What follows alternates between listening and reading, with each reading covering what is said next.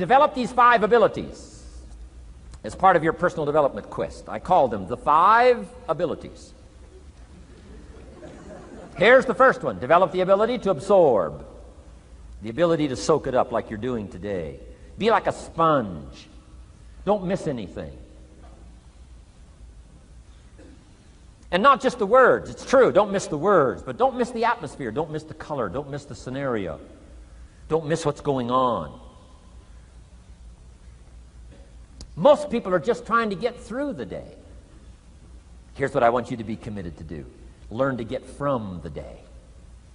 Don't just get through it, get from it. Learn from it. Let the day teach you. Join the University of Life. What a difference that'll make in your future. Commit yourself to learning. Commit yourself to absorbing. Be like a sponge. Get it. Don't miss it. I've got a personal friend of mine who's so gifted in this area. I think he has soaked up and remembers everything that's ever happened to him. He can tell you as a teenager where he was and what he did and what he said and what she said and how they felt and the color of the sky and what was going on that day. And the reason is because he gets it. He gets it. He gets it. I'm telling you, it's more exciting to have him go to Acapulco, come back and tell you about it, than it is to go yourself. He's unbelievable. He's got this extraordinary gift. And why is it? When he's there, he doesn't miss anything. Here's a good phrase for you to jot down. Wherever you are, be there. Be there to absorb it up. Be there to soak it up. Take a picture if you can.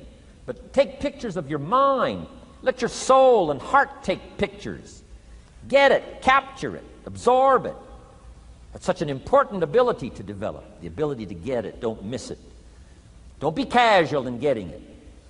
Key phrase. Casualness leads to casualties.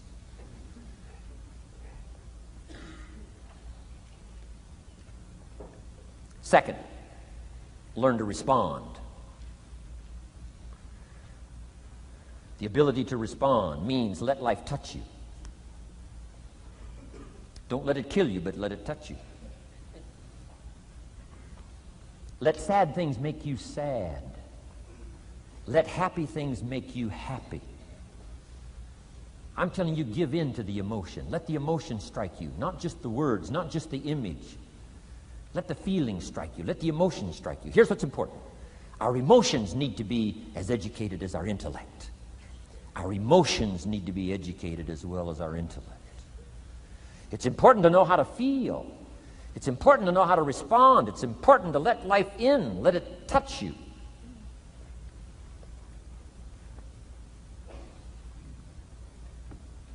I'm the greatest guy in the world to take to the movies.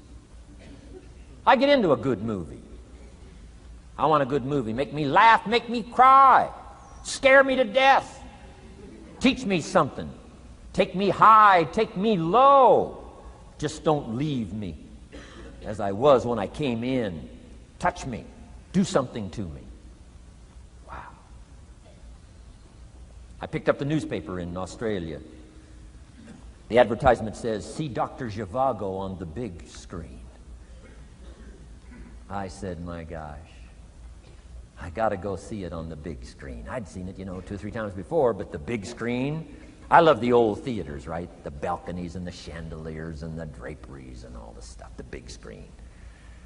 So I go one more time, see Dr. Zhivago, and sure enough, I'm swept away one more time. Story of the Russian Revolution, Dr. Zhivago, and that whole scenario. I had always missed the importance of the ending of that movie until this time. The other times I missed it. I'm telling you, this time, I got it. Comrade General said, Tanya, how did you come to be lost? After he'd found her, right? Said, how did you come to be lost? And she said, well, I was just lost. He said, no, how did you come to be lost? She said, well, we were, the city was on fire when we were running to escape, and I was lost. He said, no, how did you come to be lost? And that's what she didn't want to say. He finally pressed her again. How did you come to be lost? And he said, well, she said, well, while we were running through the city and it was on fire, my father let go of my hand and I was lost. That's what she didn't want to say. Comrade General said, Tanya, that's what I've been trying to tell you. Komarovsky was not your real father. He was not. I'm telling you, I've been looking all over for you, and I think I found you. This man, my relative, Dr. Zhivago, the poet, I'm telling you, he was your father. And Comrade General said, Tanya, I promise you this, if this man, your real father, had been there, I promise you, he would never have let go of your hand. And I got it. This time I got it. The other times I'm eating popcorn waiting for the movie to finish. I mean, this time I got it. I got it. I got it. I'm asking you to get it. Absorb and respond. Maybe you heard the story about the evangelist here in Texas way back in the horse and buggy days. Used to put up his tent in, these various Texas towns and hold tent revivals. And he put up his tent. One of these towns expected a big crowd to come and hear him preach.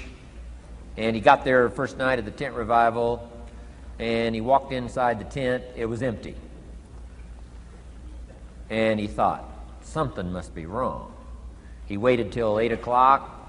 Nobody showed up. He waited till 8:15. Not a soul. Finally, 8:30. One lone cowboy wandered up on his horse, tied his horse up outside, came in, sat down on the front bench, big empty tent. So the preacher thought, well, at least I better go down and talk to the cowboy. So he goes down and talks to the cowboy, and he says, Cowboy, I don't know what to tell you. He said, I'm the preacher. And this tent was supposed to be full of people. And he said, something's gone wrong. I really don't know what to do. I'm embarrassed. And he said, I don't know what to do. And the cowboy said, well, I'm not a preacher. I'm just a cowboy, so I can't tell you what to do. But he said, I know this, if I went out to feed my cattle and only one showed up, I'd at least feed it. So the preacher said, hey, the cowboy is right.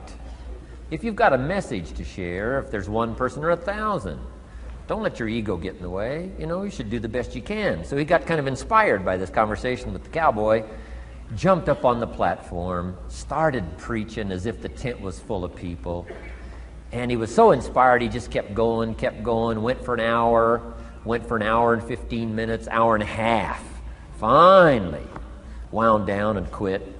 Come down off the platform, talked to the cowboy again, said, well, cowboy, what did you think of my sermon? The cowboy said, well, I'm not a preacher, so I can't really tell. I'm just a cowboy. But he said, I know this. If I went out to feed my cattle and only one showed up, I'd feed it, but I wouldn't dump the whole load on it.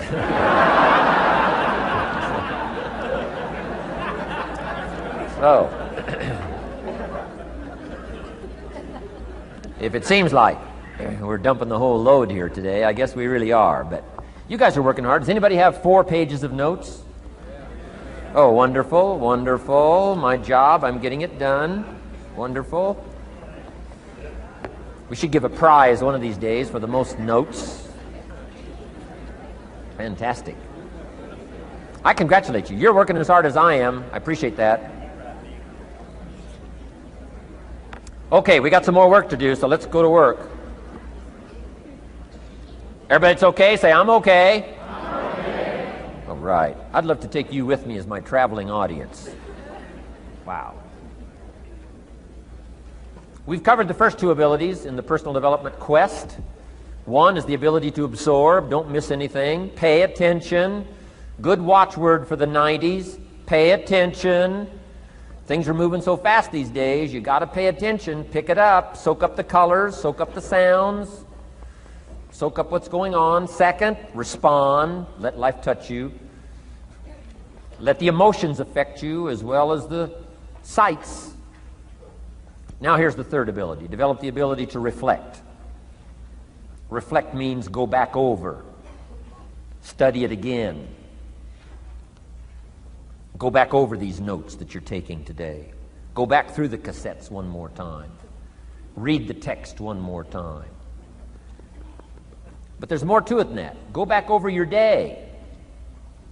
I call it run the tapes again, so that the day locks in firmly. Here's some good times to reflect. 1, at the end of the day. Take a few minutes at the end of the day. Go back over the day. Who'd you see and what'd they say and what happened? How'd you feel? What went on? So that you capture that day. A day is a piece of the mosaic of your life. Number one, don't treat it casual. Number two, get from the day. And then number three, go back over the day so that it locks in that experience, the knowledge, the sights, the sounds, the panorama, the color, motion picture of the day. Just lock it in so that it will serve you for the future, having that day, not missing it.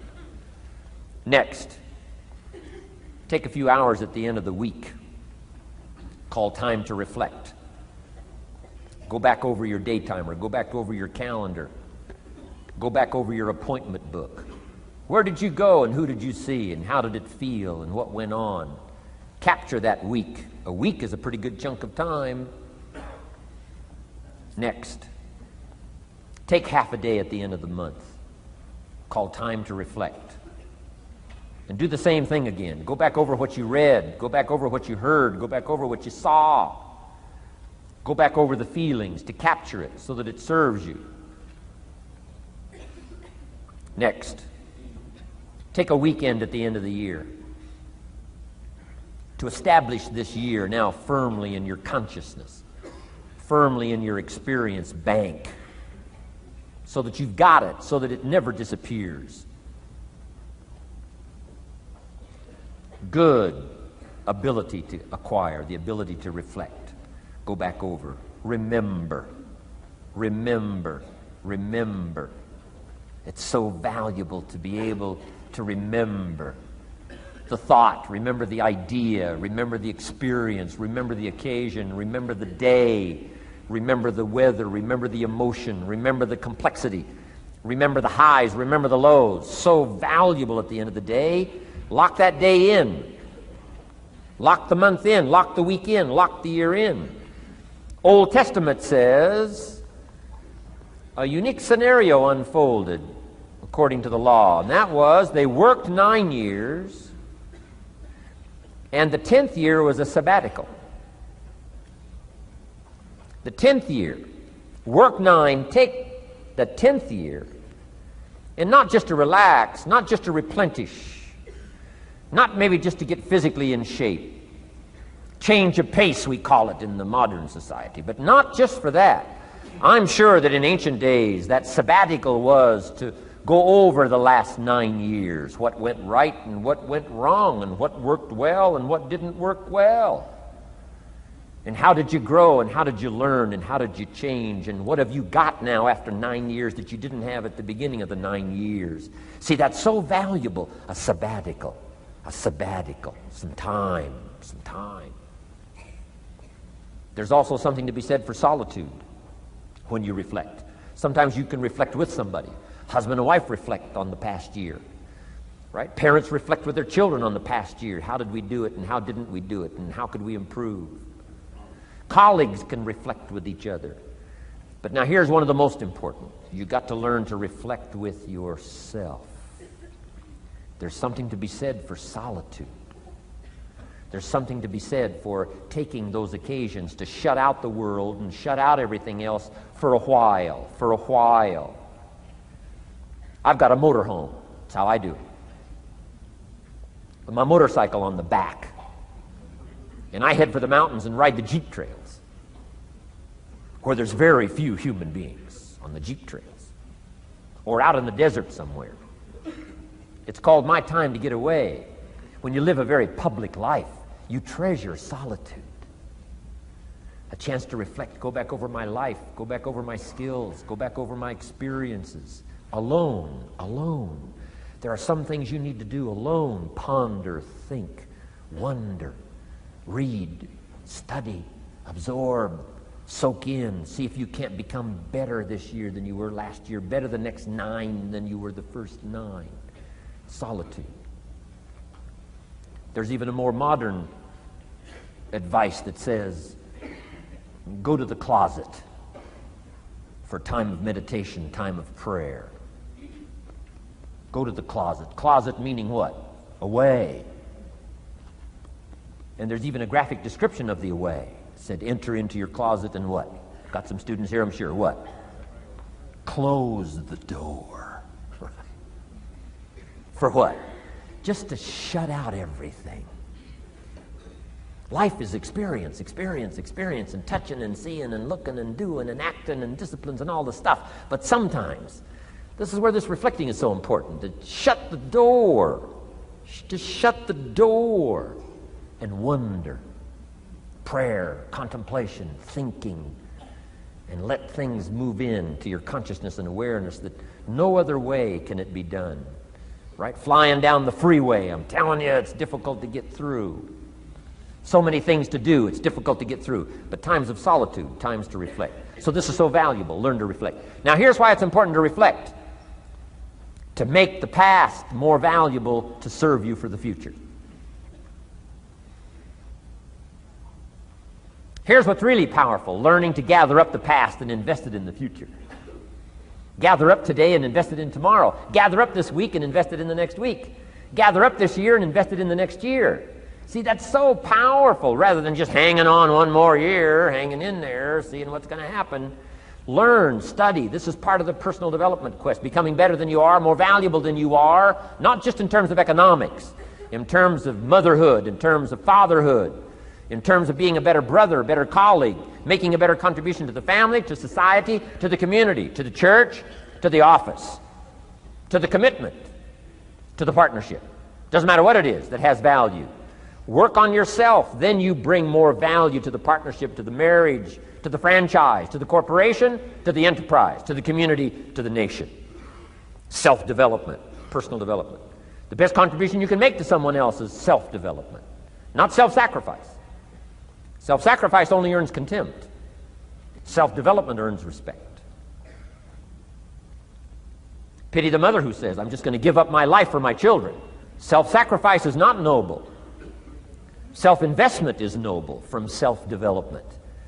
If I work on myself and become more valuable, think of what that'll do for our friendship. I used to use the old expression, you take care of me and I'll take care of you. I found out how shallow and short-ended that was. And I changed it to read like this, I'll take care of me for you, if you will please take care of you for me. And this is part of it, the personal development, that we work harder on ourselves than we do on our job. Now we bring that to the friendship. Now we bring that to the marriage. Now we bring that to the family relationship as a father, as a mother. And we develop the strength and we develop the power. That's key. And it takes, I think, this scenario of disciplines, these abilities, to acquire those gifts and those skills, that value, so that we bring more. Now, we bring more to the next week. We bring more to the next month. We bring more to the next year. If you follow this absorb, respond, and reflect. I said to my father, when he was about to turn 76, his 76th birthday, I said, dear father of mine, can you imagine what it's going to be like to gather up the last 75 years of your life and invest them in your 76th year? What a difference of philosophy, rather than just hanging on one more year. Gather up 75 and invest them in the next one. Gather up the last 6 years and invest it in the next year. See, that's so powerful in communication, which we're going to study soon. So powerful. So consider this. 1, the ability to absorb. 2, the ability to respond. 3, the ability to reflect. Here's number 4, develop the ability to act. Take action. Not hasty if it isn't required, but don't lose much time. Here's the time to act. When the idea is hot and the emotion is strong. That's the time to act. You say, Mr. Rohn, I'd like to have a library like yours. See, if you feel strong about that, what you got to do is get the first book and then get the second book. Before the feeling passes and before the idea gets dim, action pronto, action immediate, action as soon as possible. Because if you don't, here's what happens. We call it the law of diminishing intent. We intend to when the idea strikes us. We intend to when the emotion is high. But now if you don't translate that into action fairly soon, now the intent starts to diminish. And a month from now it's cold. A year from now, can't be found. So act. Set up a discipline when the emotions are high and the idea is strong and clear and powerful. That's the time to set up the discipline. Somebody talks about good health and you're stirred. Says, right, I need to get a book on nutrition. Get the book before the idea passes and before the emotion gets cold. Go for the book. Start the library. Start the process. Fall on the floor. Do some push-ups. Action. Got to take action. Otherwise, the wisdom is wasted. Otherwise, the emotion soon passes. Unless you put it into a disciplined activity. Capture it. Disciplines is called how to capture the emotion and how to capture the wisdom and translate it into equity. Disciplines. Now, here's what's important about disciplines. All disciplines affect each other. In fact, here's a good philosophical phrase. Everything affects everything else. Nothing stands alone. Don't be naive in saying, well, this doesn't matter. I'm telling you, everything matters. There are some things that matter more than others, but there isn't anything that doesn't matter. Okay. We all pity the man who says, well, this is the only place I let down. Not true. Key to take home. Every letdown affects the rest of your performance. Every letdown affects the rest. This is part of the educational process on personal development. If you don't take the walk around the block, you probably won't do the apple a day. If you don't do the apple a day, you probably won't start building your library. If you don't build your library, you probably won't keep a journal, and you won't take pictures, and then you won't do this, you won't do wise things with your money, won't do wise things with your time, won't do wise things with your possibilities and relationships, and the first thing you know, 6 years of that accumulated, and we say you have messed up. So the whole key to reversing that process now is to start picking up these disciplines. Now here's the positive side. Every new discipline affects the rest of your disciplines. Every new one affects the rest. That's why action is so important. The least action, the smallest action. Take it. Because when you start accomplishing and the value starts to return from that one action, it'll inspire you to do the next one and the next one and the next one. You start walking around the block, it'll inspire you to get an apple. Get an apple, it'll inspire you to get a book. Get a book, it'll inspire you to get a journal. Get a journal, it'll inspire you to grow, develop some skills. All disciplines affect each other. Every lack affects the rest. Every new affects the rest. The key is to diminish the lack and set up the new. And you've started a whole new life process. Key. Also, one more thought on discipline. Here's the greatest value of discipline. Self-worth. Self-esteem. People are teaching self-esteem these days, but they don't connect it to disciplines. The least lack of discipline, and it starts to erode our psyche. One of the greatest temptations is to just ease up a little bit. Right? The slightest lack of doing your best starts to erode the psyche. Instead of doing your best, doing just a little less than your best. Sure enough. You say, well, it's just going to affect my sales. No, it's going to affect your consciousness. It's going to affect your philosophy. Now you've begun in the slightest way to affect your own philosophy. Here's the problem with the least neglect. Neglect starts as an infection. And if you don't take care of it, it becomes a disease. And one neglect leads to another. And the worst of all, when neglect starts, it diminishes our self-worth, our self-confidence, our self-value. You say, well, how can I get back my self-respect? I'm telling you, you don't have to go to 29 classes. All you have to do is start the smallest discipline that now corresponds to your own philosophy, like I should, and I could, and I will.